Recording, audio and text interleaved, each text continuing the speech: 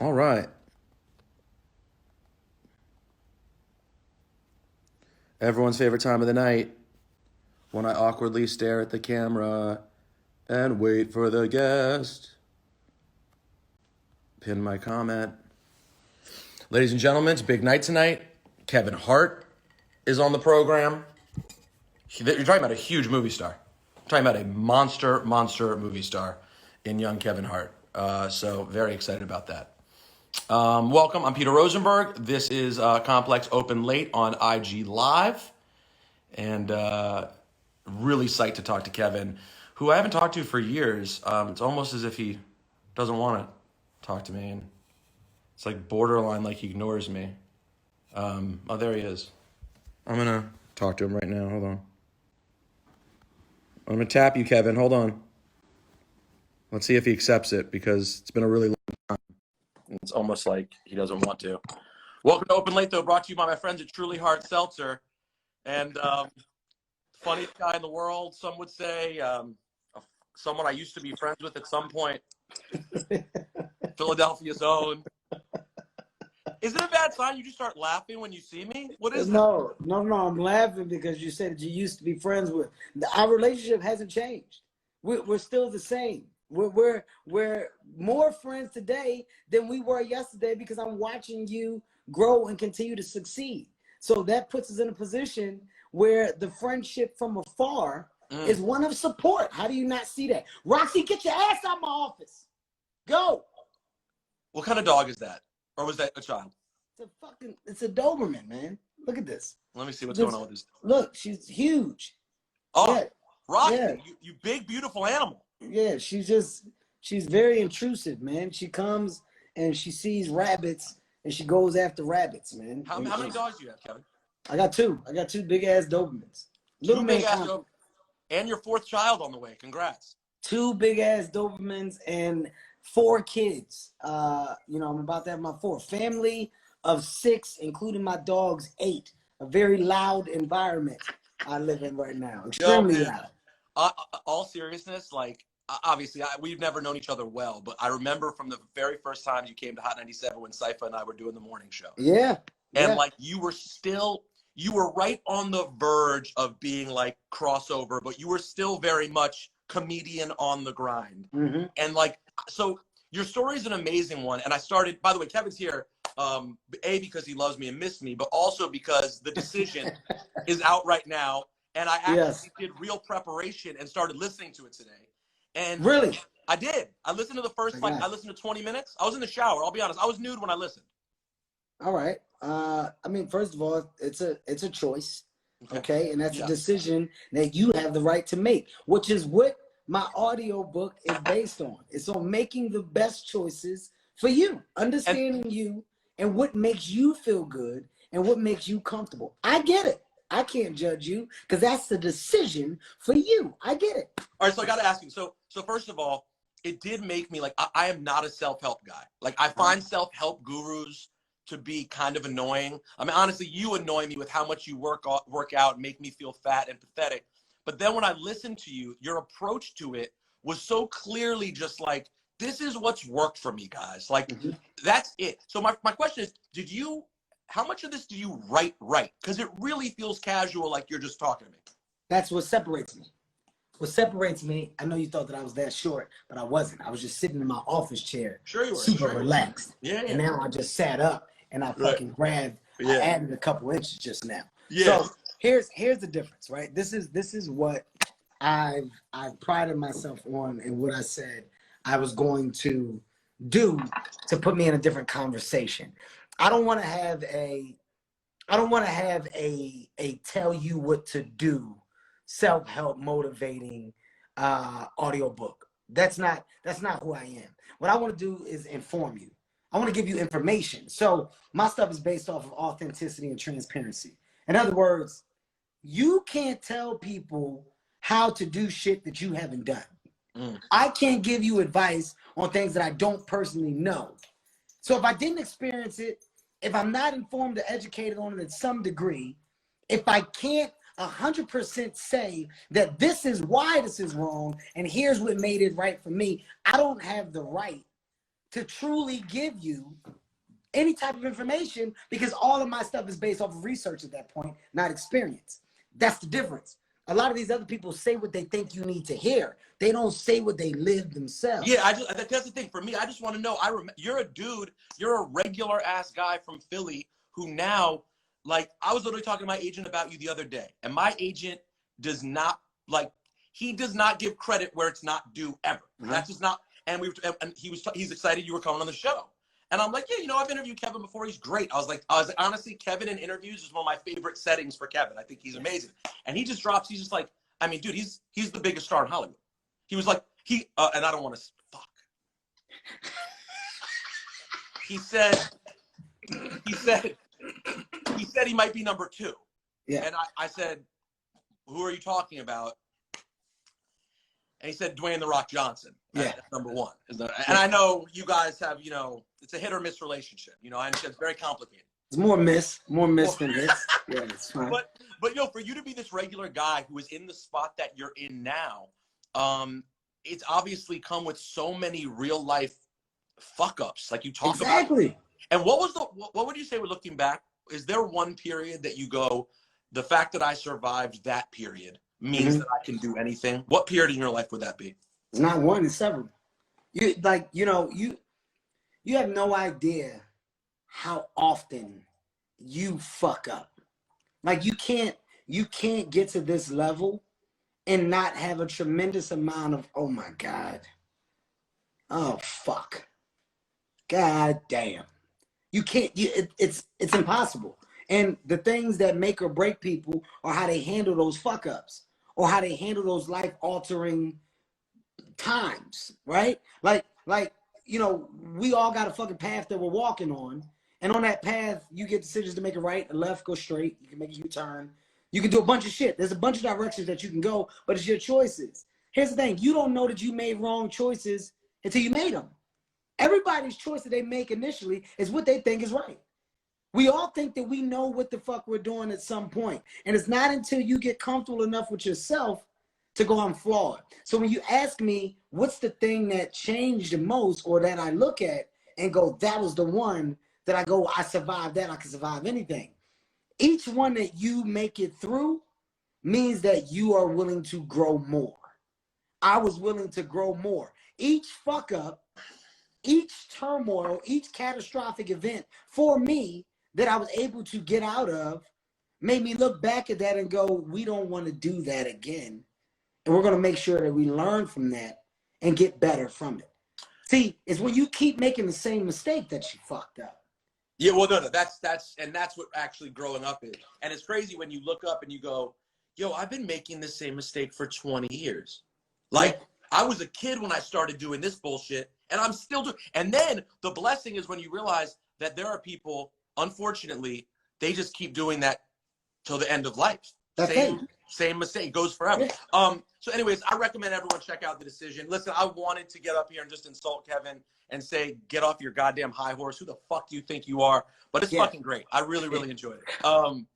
So COVID-19, how much do you think this is going to affect Hollywood after this, your business? And I know it's not the most important thing. We recognize that there's way more important things in the world than Hollywood. You're going to be okay. But I am curious how you think it's going to affect the business moving forward.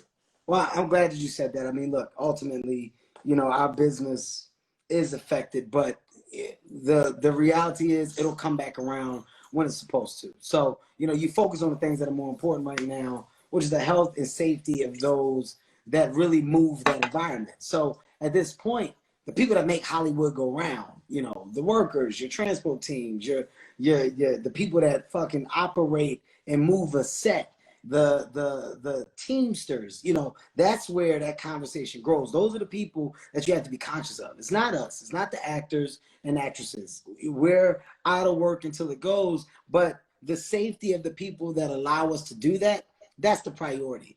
You know, I think until the studios get some type of level of insurance where they're comfortable, something that they feel like they're protected and, you know, not in the position to get sued if said thing happened, we're all treading on some thin ice. But the reality is you got to figure it out. And what I've understood is that hunters hunt. And when you hunt, eventually you're going to find something to eat. And those that get relaxed, well, you become prey. So in this business, you got to figure out how you're going to fucking eat. So it's about figuring out how to still produce and provide content on that entertainment level in a safe way. How do you do that? Well, that's where you got to get creative. That's where you sit down, you put on that thinking hat, and you say, well, how can I develop and produce movies different than what I was thinking of doing before?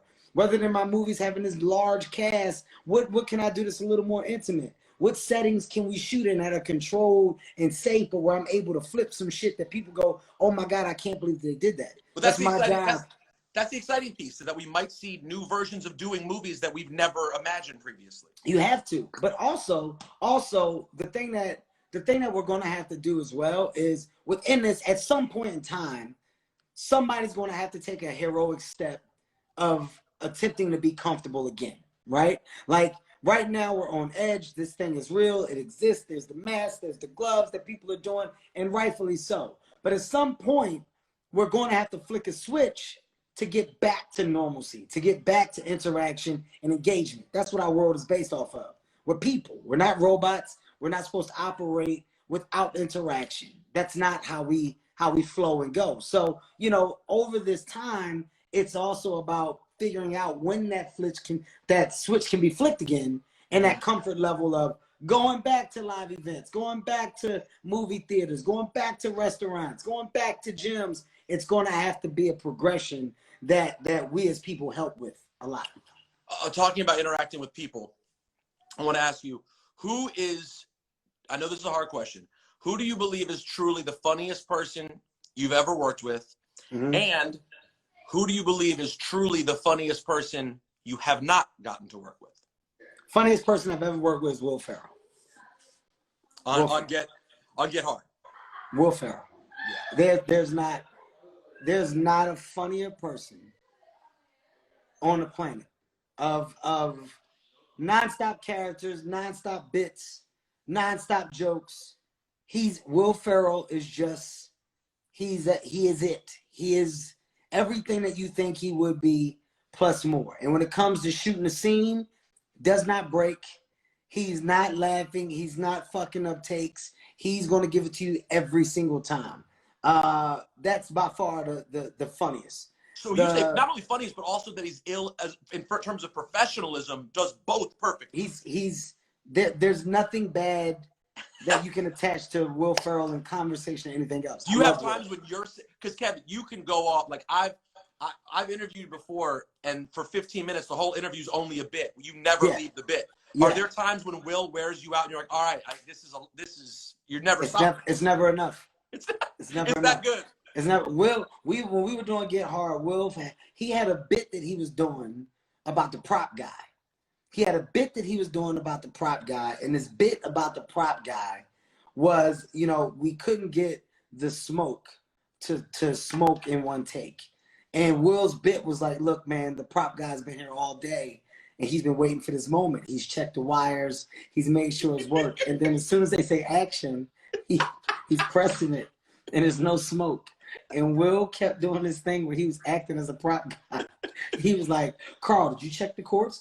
I told you to check the cords before we start. You did check the cords. Guys, give me 2 minutes. Let me run back to the truck. I just want to make sure everything's plugged up. He acts like he comes back. He's like, fucking everything's plugged up. I got no idea why this. Guys, can I get two? Everybody clear. He stayed in this bit as the prop guy that just couldn't get it to work. And when I tell you, for days, he showed up and he acted as if the prop guy wanted to talk to everybody before the day. I mean, he's a different animal. Funny guy. I'm gonna tell you, funny guy that I haven't worked with. All right. On screen, Dave Chappelle. Me and Dave have never done anything on screen. Me and Dave, I mean, that's my guy. One of my closest friends in this fucking business. We've yet to do anything on screen. And, you know, I can't go further in my career or get to that space of ending without figuring that out. Like, that's a true. Have you tried? Have you pushed him on it? I'm figuring it out now. Like, is he open to it? Yeah, it's just the thing is we want it to be right. What is the thing? and how do we make it right? My dream is creating that Harlem Nights feel of film for today. Like Harlem Nights had all these great fucking actors that were comedic actors, comedians that all were in this IP, and it's so iconic. But we don't have that with our generation. We don't have that material. So this is why I put that producer hat on. It's a priority. It's not a want. It's a priority. It's going to happen. I'm cracking the code. So Dave Chappelle, Kevin Hart, obviously. Who are the other people that pop in your mind if it was Harlem Nights 2020? My version of something in that space, like, you know, I'm basically trying to develop this Uptown Saturday Night now. So I would say Dave, Chris, Ced, myself, you know, despite all of the dumb shit that has happened with your Katt and your Mikes, there's still people that have moved the needle. I'm not the grudge dude. So if there's a way to get past the dumb shit and for them to see the greater good, with Katt and Mike, that would be. I mean, just being in the film. The people that have touched comedy that represent our culture, Martin, Tucker, you know, like, how do you have that poster? That poster to me would mean everything. You know, that's a great poster. And then, you know, you pepper in your huge stars to come in and brace you and bless you with cameos. Like now you're talking about a game-changing experience. So I've been redeveloping Uptown for about a year and a half now. We're finally close. The script is finally like in a good place. Me and the studio are in a good place of conversation, final tweaks, and now we're having these discussions. But it's to do that. If it can't be that, then I won't do it. It has to be that. I love that you mentioned the poster because that speaks to you as a kid. That those things that you see that are iconic. Yeah, the movie is the movie, but seeing those faces on that poster is meaningful. You need that. Yeah. You need that. And look, when you go and you just start to talk about what your impact was, what you did, later on in life, man, you just want stories to float around with you and your name and your craft. And when it comes to the craft of comedy, when it comes to the effort of putting as much as I possibly can into me and my enterprise, is what I'm talking about in this goddamn audio book, man. It's about understanding you and being the best version of you. When it's all said and done, you don't have to like me. You don't have to be a fan, but you're going to respect this body of work. That's when it's all said and done, that's what I want. I want the body of work to speak for itself. So that's the goal. That's priority. That's my drive. It's putting something together for me, strictly for me. That's it. You talked about respect. One name you didn't mention in that list of all the great stars who would pop up in that movie, the aforementioned Dwayne "The Rock" Johnson. Yeah. Leaving him out specific? Fuck him. Right. Fuck Dwayne. I understand. I'm sick of it. No, I know. I'm sick of it. Unless there's a piece in a film where I can smack him in the back of the head with like a toilet seat, something like that, you know, then no. Honestly, I'm gonna be honest with you, man. Me and that guy, we have developed something that's just, it's unheard of. It's a little fucking ridiculous how amazing our chemistry on and off screen is and what we've been able to do. It looks like it was instant too. It looks like you guys met and that was just what it was. Hit it off, man. Hit it off. Like there's such a dope thing because we push each other, right? Like there's a yin and a yang of drive. Is he part of why you're such a lunatic with working out? We both love it for different reasons. Like it's a part of our day. It's really a lifestyle for he and I. Like we don't work out together. For the years that we've known each other, Dwayne and myself have never stepped in a gym together. Working on the same movie, you guys would never hit the same gym? We don't do it. We don't work out together. Because you don't want to embarrass yourself. Well, we're on two different playing fields. I don't need to be a part of your fucking workout. I'm not lifting that shit. I know that you're not coming in here and doing the shit that I'm doing. I'm not asking you to do this cardio, aerobic / core workout that I'm doing. I don't want to go over there and do that beast of a workout that you're doing. We don't ever need to cross those paths. So I'm a huge fan of wrestling. I work with WWE. I need to at some point. I need to slip you some random, very inside wrestling things that you could say to him to talk shit that would blow his mind. I would do it in a heartbeat. Like you send him a text, it's like, I'm watching this match. Yo, you really suck.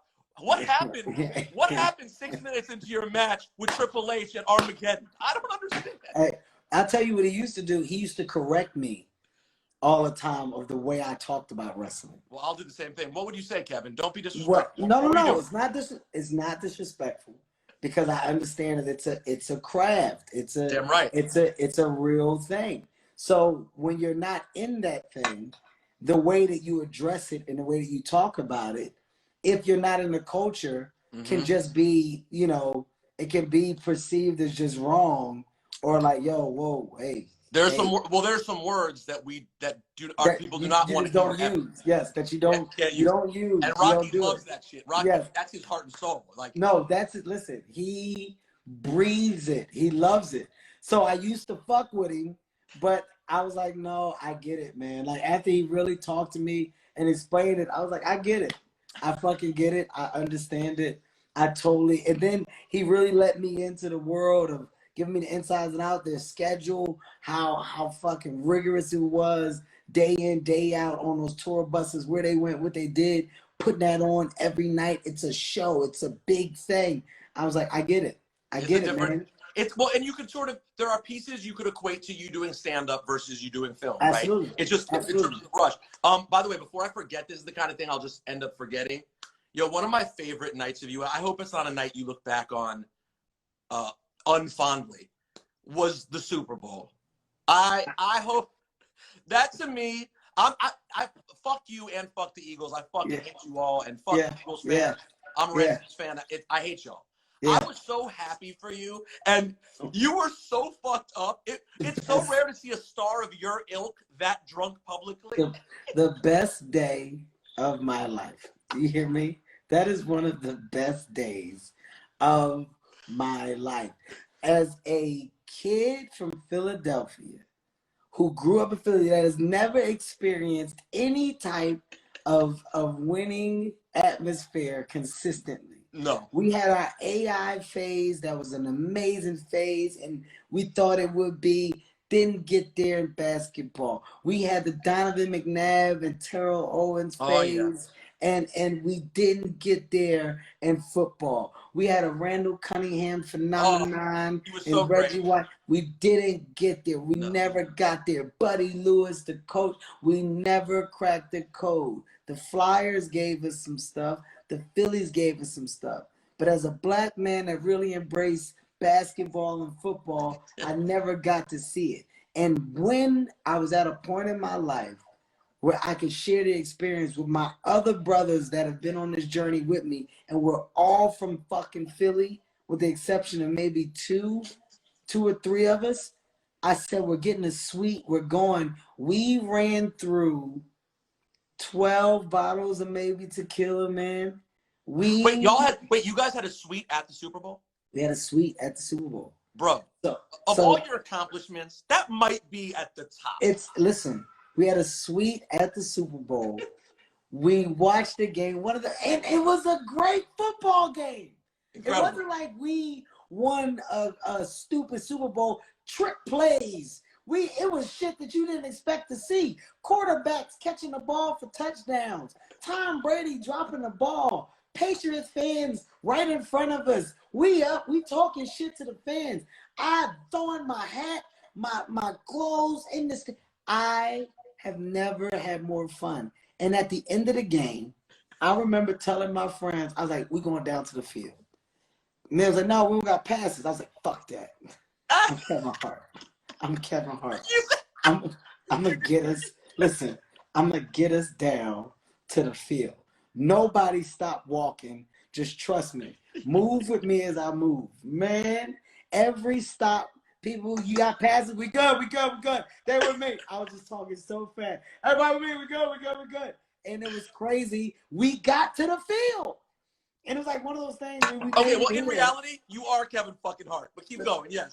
Here's the crazy thing. We get to the field, but everything you do, you're like, I wonder if we could push it a little further. I was like, we at the field, the team they over there talking. Let's go to the team, man, and high five. We go to the fucking team. I'm in the middle, high fiving with the team. Yeah, y'all. Fuck yeah. We jumping up and down. I'm like, I want to go and hold the trophy. This is big. And that's where I went wrong. That's where I pushed it. I had it. I had it. You're perfect. You're perfect. I had it. It was great. Right. Kevin, stop. But here's the thing. It goes back to my Audible book. The decision. If you don't make wrong choices, you don't know what right ones are. I had enough. I pushed it to the limit, and that should have been enough. But I kept going. And when I wanted to do the trophy is when it all went bad. Security put the hand on my chest. The cameras were out. People saw me get stopped. You could clearly tell I'm intoxicated. I went on. I remember Deion Sanders called me up to the podium. Kev, y'all won. Come talk to us. I went up there and was like, man, this is fucking great. On NFL live? They was like, yeah. I was like, ooh, ooh. I just got down, but I couldn't get down. They had to pick me up and put me down. It all went bad. And the one person that I heard in the background was my wife. Every time something went bad, my wife, I just kept hearing, will y'all get his dumb ass? Will y'all get him? Somebody get him. He being stupid. Get his dumb ass. But you couldn't be stopped until it happened. One of the best days of my life. I wouldn't take it back. One of the best days of my life. All right, before I let you go, I'm going to incorporate two things. I want to see if you'll give me, I know it's going to be hard for you. I want to see if you'll give me a top 5 comedians. Okay. And I want to see if you'll do it by showing me their pictures on your wall in that room. First of all, I'm a comedy snob. Right? All right. So this is my prior, right? That's a goat. Goes without saying. All these are done. Shout out to my guy Leland Sharp who did that, right? You got Bernie, you got Chris, you got Red Fox, right? On this one, this is before all of the shit came out, so don't judge me. Okay. But as a comedian, I respect his craft. As a person, I'm not on board with the shit. There's Martin, there's Cosby. Yep. There's Dave. There you go. You can put Dave right next to Bill. That's going to be jokes from Dave off top right when you see him. All right. And then,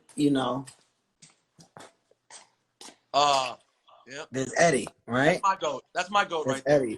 That's Eddie. Now, those are here. Now, with prior, when you go here, I mean, my prior portfolio is stupid. So is that like an actual? That was it's original. That's all original. Okay. This is all original shit that I went and found of prior. These are original posters, right? So you got to surround yourself with the things that motivate you and that give you added value and purpose. So it's not just about the paintings and the individuals. And I got another one that's on the other side of my house where I got Ellen Seinfeld. You have a white room. Not a white room. It's Ellen Seinfeld, Wanda. And God, who else? I'm missing one. It's one Carlin. Carlin, yes. So if I had to rank my top 5 now. Let's do it.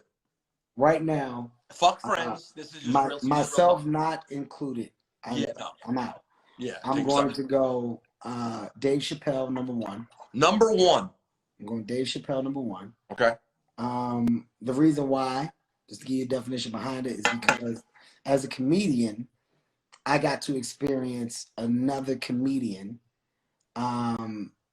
in the most controversial time of life and cancel culture and everything else, give a ballsy display of what comedians do.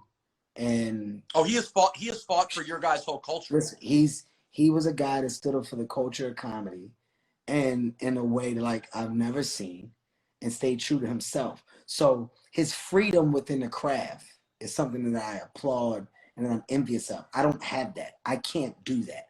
I wear these hats, these business hats, the CEO, the brand, the partnerships. I'm all over. So I can't go and speak as free because there's people that would suffer because of my actions. You know, if people decided to pull the plug, well, I got people that work for me that are going to suffer from that. So I got to make sure that I'm responsible and that I'm thinking about my team as well as thinking about myself. Does that ever make you think you'd want to have a time in your career when you could go back to being just straight up talent and not have to worry about the people you employ? At one point, I think the day that I decide to give my last special, the day that I say, like, this is my last one, it's going to be a fuck it special. The raw version of myself that we all know I'm very capable of doing and having at any point in time, I'll put back on display when it's all said and done and I'm ready to throw up some deuces. Right now, it's not. I'm a different person. Yeah, I'm in a different person. I'm at a different point in my life. So I go Chappelle 1 for that, right? Okay. I go Pryor after that. Reason why Pryor was unbelievably ahead of his time. Pryor, you know, when you look at what comics, myself included, are doing now, as far as having the balls to dig into their life and talk about things that most would be insecure about, their flaws, you know what I mean, their fuck ups. Pryor was the one to do it first. Yeah. Pryor was, I'm on drugs, I'm on cocaine. My wife, the reason why that shit happened, here's how it went down. My grandmom did this. She was a madam. My mother, his child, was a whore. crazy child, shocking. Shocking. But he said, I'm gonna get myself at a place of comfort by letting this out. Right? So what I'm talking about, I personally got to witness Chappelle do. Pryor was doing way when, and I wasn't there. I just became a fan from seeing and watching the tape and visible. I'm in the time where I got to see Chappelle. All right, everything's adding up as you see. Yeah. Number 3, Eddie Murphy. Eddie Murphy. Reason why I go number 3 for Eddie. Eddie Murphy. The small body of work. Not necessarily. Here's the thing. It's when you think about comedy specials and you look at Delirious and you look at Raw. It's only 2 specials, but those two specials put Eddie in a stratosphere that nobody else could reach. His career and level of funny was you associate him with the stars, and a level of stardom that he reached. And rock star, this is where the whole comedic rock star thing comes from me. That I say Eddie made comedy equivalent to rock and roll. Leather, no shirt, some tight ass leather pants, gloves, say what the fuck I want, selling out tickets, whatever. This is just like rock and roll, except I'm telling fucking jokes. I made comedy cool. Don't look past that. No, it's Eddie huge. Murphy made comedy fucking cool. He was the coolest star. The coolest. Listen, we can go. There's so many people that had pizzazz and style that have done comedy, but Eddie Murphy made the spotlight attached to comedy fucking cool. 100%. Couldn't agree with you more. And by the way, you could argue that Delirious and Raw are basically the equivalent of Biggie's Ready to Die and Life After Death. It's perfect. Never argue that. You dropped 2 perfect specials. I would never argue that. All right, so that's 3. 3 is Eddie. Okay. That's 3. Okay. After that, minus personal life, mistakes, choices, etc. Cosby. Mm-hmm. Bill Cosby, one of the best storytellers to ever do it, and made the world of a black father figure a goal. And did it before, by the way, did that before. People are thinking you're talking about Cliff Huxtable. He did that in stand-up as well. That it started from the very beginning, that character is that, him. It's all based off of him. So for that, he had a major imprint in comedy. He had a thing. He had a thing that was only his fucking thing. And you can't rock that. You can't go inside and out. Okay? That's number 4. Number 5 for me, George Carlin. George Carlin. Carlin is someone, some people would have Carlin 1, too. People would have Carlin anywhere on the list. You can, and